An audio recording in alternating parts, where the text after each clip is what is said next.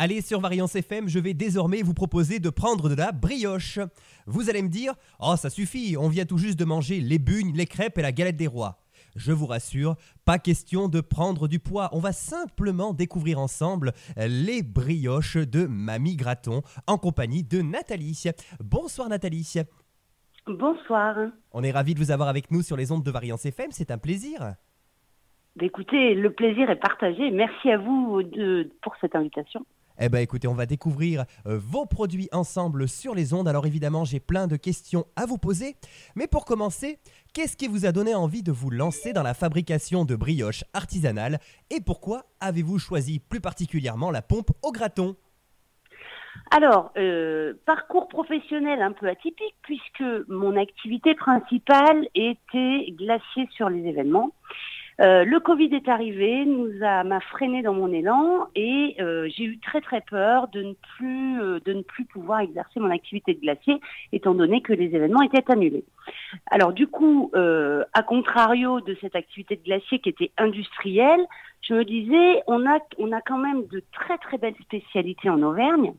Et je me rappelle plus particulièrement de ces dimanches chez les parents où, quand les parents prenaient l'apéro, ils mettaient une pompe au graton dans le four, ça sentait très très bon à la maison. Et là vraiment, c'était l'identité auvergnate. Et je me suis dit, elle est très difficile à trouver cette pompe au graton de nos jours. Eh bien, pourquoi pas relancer la fabrication de pompes au graton. Et vous avez eu bien raison, car la pompe au graton, c'est délicieux. Alors justement, quelles sont les différentes recettes de pompe au graton que vous proposez? Il me semble qu'il y a la traditionnelle, mais qu'il y a également des recettes très originales. Exactement, parce que l'idée de relancer la pompe au graton était aussi de lui donner un petit coup de jeune, puisque dans la tête des clients, souvent la pompe au graton, c'est un peu lourd, c'est un peu gras, et puis c'est pas... les connaisseurs vous diront, les puristes vous diront que c'est délicieux, mais il fallait aussi conquérir le public qui connaissait moins la pompe au graton, notamment dans le Puy-de-Dôme, puisque, n'oublions pas, la pompe au graton, elle est avant tout bourbonnaise. Et oui. Alors, du coup, pour essayer de devenir un petit peu plus sexy auprès des consommateurs, j'ai développé la pompe au graton avec des produits régionaux. C'est-à-dire qu'on va trouver la recette classique, traditionnelle, et puis après, on est en Auvergne, on a la chance d'avoir du bleu d'Auvergne, et bien allez hop, pompe au graton bleu et noix, et ça se marie super bien. Et puis après, à Néchez, j'habite Néchez, je travaille à Champé, j'ai la chance d'avoir une chèvrerie. Et je me suis dit, tiens, le graton avec du fromage de chèvre, ça peut être pas mal. Et effectivement, ça match, et du coup, donc, pompe au graton chèvre romarin, pompe au graton bleu et noix, et pompe au graton traditionnel. Ah oui, donc vous travaillez en fait avec des ingrédients qui sont issus de producteurs locaux en fait. Le plus possible, parce que encore une fois, on a la chance d'avoir une région qui est riche gastronomiquement et on a des producteurs locaux qui sont à portée de main et du coup, l'idée c'est de vraiment valoriser les producteurs et puis on parle d'empreinte carbone aujourd'hui, donc plus c'est local et mieux c'est. Et vous avez totalement raison. Alors comment se passe la préparation d'une brioche au graton? Sans rentrer dans le détail de la recette, car elle doit évidemment rester secrète, quelles sont les étapes clés à ne pas manquer pour que celle-ci soit réussie? En fait, il faut du temps. Voilà, c'est le temps est mon meilleur allié puisque c'est une préparation, c'est la pâte qui va vraiment être la clé. Donc la pâte, elle se prépare en 2 temps. C'est-à-dire que j'ai toujours 24 heures entre la préparation de la pâte, la pousse, et ensuite on va retravailler la pâte en lui ajoutant ce qu'il faut dedans, les gratons, le bleu, le chèvre, et elle va de nouveau repousser, il faut lui laisser le temps, et il y a vraiment ce laps de temps va permettre à la pâte d'être aérée comme il faut, et de bien se tenir et d'avoir vraiment ce côté onctueux et moelleux. D'accord, donc le secret, c'est le temps en fait. C'est le temps, effectivement, oui. Très peu de pétrissage et beaucoup de temps de fermentation. D'accord. Et alors, j'imagine que vous avez également des outils bien spécifiques pour travailler. Un four, par exemple, qui vous permet de cuire les brioches de la manière dont vous le souhaitez. Tout à fait. Alors ça a été un challenge à relever puisque je n'ai pas fait d'études dans la boulangerie, mais j'ai été me former auprès de boulangers en essayant d'acquérir le savoir-faire, et puis surtout, comme vous le dites, le matériel est très important.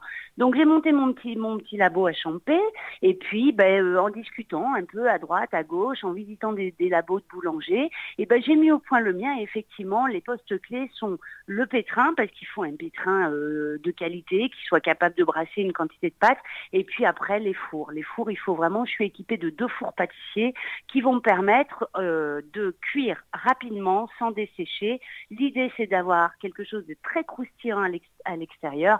Et alors, quand on tranche, on a ce côté très moelleux de la brioche. Et là, c'est jackpot, elle est réussie. Ah bah là, vous nous donnez envie là tout de suite. On n'a qu'une seule envie, c'est de déguster vos brioches. C'est le but. Alors du coup, sous quel format peut-on retrouver vos brioches ? Alors, on a bien évidemment le format familial à partager, puisqu'une pompe au graton, rappelons-le, c'est un instant de partage. Très souvent, on va la faire chauffer pour l'apéritif. Donc là où on va s'attabler, on va la partager, on va discuter, on va boire un petit coup avec cette pompe au graton. Et puis, j'ai également eu la demande très surprenante de plusieurs clients qui me disaient « Mais vous savez, moi je suis tout seul, j'ai pas forcément à partager avec des copains. » Et du coup, j'ai mis au point les petites pompes au graton individuelles.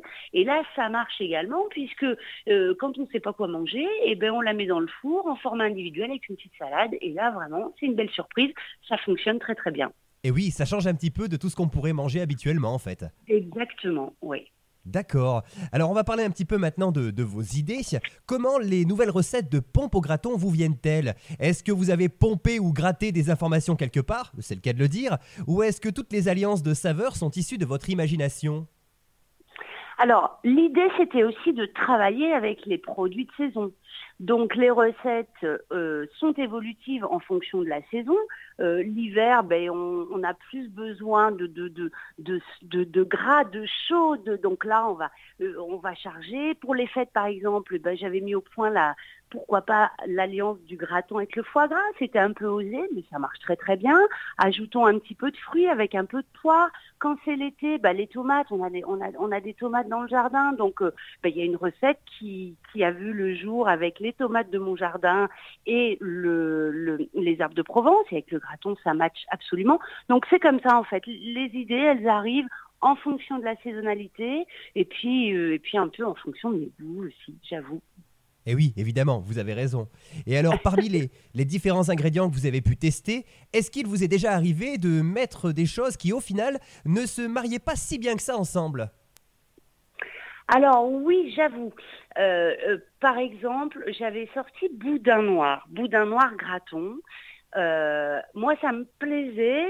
Pour moi, ça matchait, mais alors, banqueroute complète, je l'ai sorti et ça, les clients, ils ont vraiment moyennement apprécié. Donc là, ça a été une petite erreur de parcours, ça. Et j'ai eu aussi le poivron. Le poivron n'a absolument pas fonctionné avec le graton. D'accord. C'est vrai que le boudin, c'est un ingrédient un petit peu particulier. Déjà, il faut aimer. Alors, c'est vrai que dans une pompe au graton, pour le coup, ça peut être un peu particulier. Ça peut être particulier.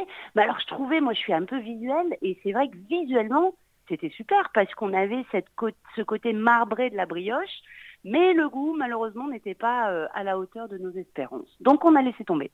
Écoutez, il faut savoir oser de temps en temps, après tout. Exactement. Et alors, vous parliez tout à l'heure de saveurs un petit peu sucrées.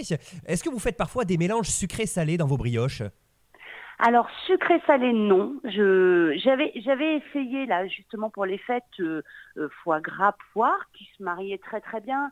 Mais là, on n'est plus du tout cohérent par rapport au prix de revente, puisqu'une pompe au graton, il faut que ça reste accessible. C'est un produit qui est bon marché, c'est un produit qui est accessible à tous. Et en ajoutant le foie gras, je disais que c'était vraiment la recette festive. Donc là, effectivement, j'ai testé le sucré-salé. Mais sinon, après, non, j'ai développé par contre une gamme de sucré. Ah, justement, on va en parler de cette gamme de sucrés. Alors, justement, quel type de brioche sucrée proposez-vous alors ? Alors, écoutez, quelque chose qui plaît énormément et qui visuellement est très joli, c'est la praline. La praline rose, plus connue sous le nom de Saint-Genis, la praline de Saint-Genis. Haute-Savoie. Et en fait, en creusant un petit peu, je me suis rendu compte que cette praline, elle est aussi intervenue dans le Bourbonnais, vers Montluçon.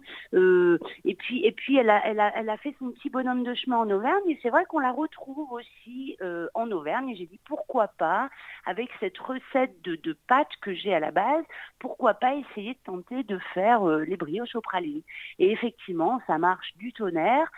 Du coup, j'ai aussi développé une recette à base de crème de marron et de noisette qui plaît également beaucoup au public. Ah oui, c'est original ça aussi. Crème de marron noisette, ça Crème donne de envie là pour marron le coup. noisette. Voilà, mais alors là c'est pareil, ça va marcher vraiment de façon, en respectant la saison, puisque les noisettes, ce sont mes parents qui ont des noisetiers, qui me les ramassent, qui me mettent tout ça dans des bocaux, et du coup quand j'ai épuisé mon stock de noisettes, stop, j'arrête, clairement. Je n'achète pas de noisettes dans le commerce. Et les pralines, j'ai trouvé un fabricant qui fait de la très très bonne praline, parce que le problème de la praline, c'est que très souvent, quand on regarde le prix au kilo, c'est très cher. Et souvent, il y a beaucoup de sucre et très peu d'amandes. Alors là, je suis contente, j'ai trouvé il n'est pas local, il n'est pas en Auvergne, mais il n'est pas très loin, il est dans la Loire. Et là, vraiment, on touche une praline avec 40% d'amandes. Donc, on est vraiment sur le haut de gamme de la praline. Et c'est vraiment très, très bon. D'accord. Et est-ce qu'il est possible de composer sa propre pompe au graton en vous proposant d'y glisser des ingrédients de notre choix? J'ai jamais été confrontée à cette question. Alors, Joker, pourquoi pas? Pourquoi pas? Si des envies soudaines interviennent comme ça, pourquoi pas? Moi, je suis ouverte, vous savez. Mais pour l'instant, le cas de figure ne s'est jamais posé. Eh bien écoutez, peut-être un jour, à l'occasion d'un événement spécifique, quelqu'un viendra vous voir en vous disant moi j'aimerais bien une pompe au graton avec tels ingrédients, on peut essayer, ça peut être sympa. Pourquoi pas après tout? Eh bien écoutez, en tout cas, on vous remercie beaucoup Nathalie pour tous ces renseignements. Avant de vous laisser, j'ai quand même une dernière question à vous poser. Où peut-on vous retrouver? J'imagine que vous avez donc une page Facebook, peut-être même un site internet et également des événements sur lesquels on peut vous retrouver. Tout à fait. Alors, une page Facebook, un site internet, donc mamigraton.com. Et ensuite, pour retrouver les pompes au graton, j'interviens sur les salons des vins essentiellement. Donc là, c'est la période. C'est-à-dire que l'activité, elle est vraiment concentrée au printemps, là, sur l'hiver et le printemps.